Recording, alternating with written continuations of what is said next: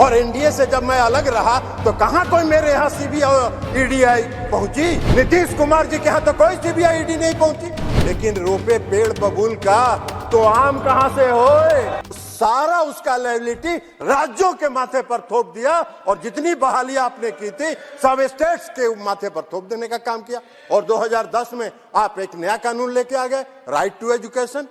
वाह भाई, यही आपका प्रबंधन था, यही आपके जनहित के काम थे, यही आप जनहित के काम कर रहे थे।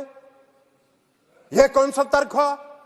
तो कुतर्क आप अगर देते रहेंगे तो उसका तो कोई जवाब नहीं। मनरेगा की चर्चा कर रहे थे, आपने जब मनरेगा शुरू किया था उस समय 145 रुपए था मैंडेज, उसका जो मजदूरी था।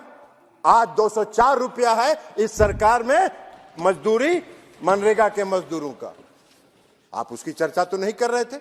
आप कहते कि भाई इस सरकार ने, वर्तमान मोदी जी की सरकार ने 204 रुपया मनरेगा के मजदूरों का बढ़ा दिया। आज बिहार में 209 रुपया। तो इसलिए आप इस सब चर्चा करते रहे, लेकिन आप चर्चा क्या करते रहते हैं? ये तथ्यों के आधार पर आपने कोई श्वेत पत्र का खंडन नहीं किया। आप चर्चा कर रहे हैं घोटालों की, भ्रष्टाचार की। मैं भी सदन का सदस्य रहा, 15वीं लोकसभा में भी, 14वीं लोकसभा में भी और 15वीं लोकसभा में, जब आपकी सरकार थी 2010 से 2014 तक,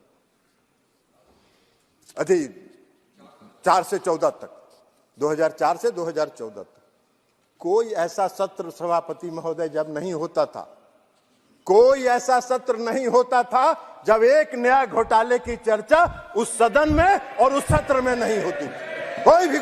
कोई भी सदन। कोयला घोटाला हुआ, स्पेक्ट्रम घोटाला हुआ, हम किसी का नाम नहीं ले रहे। कोयला घोटाले में कौन कौन लोग थे, सबका पर्दाफाश हो गया। स्पेक्ट्रम घोटाले में कैसे हुआ, यह भी पर्दाफाश हो गया, सब जान गए। रक्षा घोटाला में कहां विमान की खरीद में, रक्षा के सामानों की खरीद में कहां सौदेबाजी हो रही थी, कमीशनबाजी हो रही थी, यह सब घोटाला की चर्चा हुई, उस सदन में चर्चा हुई। राष्ट्रमंडल खेल जो हो रहा था, कॉमनवेल्थ गेम्स, उसमें जो दिल्ली के आपके नाक के नीचे, आपकी सरकार के नाक के नीचे जो घोटाला हुआ, उसको भी सबने देखा, इस देश ने देखा, हर व्यक्ति ने देखा। अब आप कह रहे हैं शारदा चिट फंड, कितना बड़ा घोटाला हुआ Saradha chit fund. Chit fund company ने किसका पैसा लेके गायब हुआ? कौन थे वो लोग जिनका पैसा लेके गायब हुआ शारदा चिट फंड के मार? मध्यम वर्ग के लोग, मजदूर वर्ग के लोग, उनका पैसा लेके गायब हुआ। और किसके राज में घोटाला हुआ शारदा चिट फंड? इस पर आपको बोलना चाहिए था, आप नहीं बोल रहे हैं, कोई नहीं बोल रहा है। तथ्यों के आधार पर आपका बोलना चाहिए, वह भी आप नहीं बोल रहे। कौन सा चर्चा करना चाहते हैं? और लेकिन हाँ, एक बात तो जरूर आपको कहना चाहिए था, आपको यह बात ईमानदारी से कहना चाहिए था, आप भी सदन के सदस्य हैं, कि 10 वर्षों में 2014 से 2019 तक मैं इस सदन का सदस्य नहीं था, लेकिन 2019 से हूं। आज तक कोई घोटाले की बात तो आप नहीं कर पाए, आज तक कोई घोटाले की चर्चा तो आप नहीं कर पाए। आप कोई घोटाला नहीं, बहुत होता है तो घूम फिर के एक ही आदमी का नाम उजागर करते रहते हैं। अरे भाई, उनसे आपका कुछ व्यक्तिगत है मामला तो जाके बाहर में मिलजुल के सलट लीजिए, बात खत्म हो जाएगा, सलट लीजिएगा। आप यह क्यों संदेश उसको देना चाहते हैं कि मेरे पास आओ, मेरे पास आओ? तो इसलिए यह बात तो नहीं हुआ, आज तक कोई घोटाले की चर्चा नहीं हुई। आप स्याह पत्र लेके आए, हमने अखबारों में देखा। आज आप भी अभी भाषण दे रहे थे, सभी भाषण दे रहे थे, स्याह पत्र की आप चर्चा कर रहे थे। अगर श्वेत पत्र में आंकड़े गलत हैं, जो मैंने पहले भी कहा, तो उन आंकड़ों का खंडन करना चाहिए था। उन आंकड़ों को, चूंकि उसमें तो तुलनात्मक है, 2004 से 2014, 2014 से 2024 दोनों तुलना टेबल बना के दिया हुआ है। तो टेबल को आप कॉन्ट्राडिक्ट करते, एक एक आंकड़े को आप कॉन्ट्राडिक्ट कर सकते थे, जो आप नहीं कर पा रहे हैं।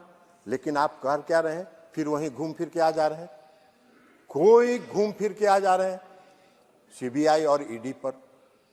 अरे भाई, सीबीआई ईडी पर बाहर जितना बोलता है बोलिए, लेकिन आप एक बात बताइए, मैं भी 1.5 साल तक एनडीए से अलग रहा, और एनडीए से जब मैं अलग रहा तो कहां कोई मेरे यहां सीबीआई ईडी पहुंची? मेरे यहां तो कोई सीबीआई ईडी नहीं पहुंची। नीतीश कुमार जी के यहां तो कोई सीबीआई ईडी नहीं पहुंची। नीतीश कुमार जी भी विपक्ष के सूत्रधार थे जब हम अलग थे एनडीए से, तो नीतीश जी के यहां तो कोई नहीं पहुंची, हम लोग के यहां किसी के यहां नहीं पहुंची। लेकिन रोपे पेड़ बबूल का तो आम कहां से होए? अगर करिएगा भ्रष्टाचार तो फल तो मिलेगा ही उसका, कांटा तो गड़ेगा ही, मीठा आम कहां से मिलेगा? तो ये तथ्य है। तो इस तथ्यों के बजाय आप कह रहे हैं कि ये जो श्वेत पत्र आया है, ये श्वेत पत्र हमारी पूर्ववर्ती सरकार के इमेज को टार्निश करने के लिए लाया जा रहा है। काहे का किसी का इमेज टार्निश करके? जो तथ्य है, जो सही है, जो आंकड़े हैं, वो सदन के सामने और इस देश के सामने रखा गया है। तो इमेज इसमें कहां टार्निश हो रहा है? हाँ, अगर आपने कुकर्म किया है तो स्वाभाविक तौर पर आपको इमेज टार्निश होने का आपको लगेगा भ्रम, आप उसके भ्रम के शिकार हैं। लेकिन अगर आप भ्रम हैं तो उसका क्या किया जाएगा? तो इसलिए अध्यक्ष महोदय, जब भ्रष्टाचार करिएगा तो उसका भुगतना तो उसके लिए आपको पड़ेगा, और वो अगर भुगत रहे हैं तो उसके लिए श्वेत पत्र पर बोलने के बजाय आप राजनीतिक विलाप नहीं करिए, और उन तथ्यों के आधार पर अगर कोई आंकड़े हैं तो उन आंकड़ों को रखिए।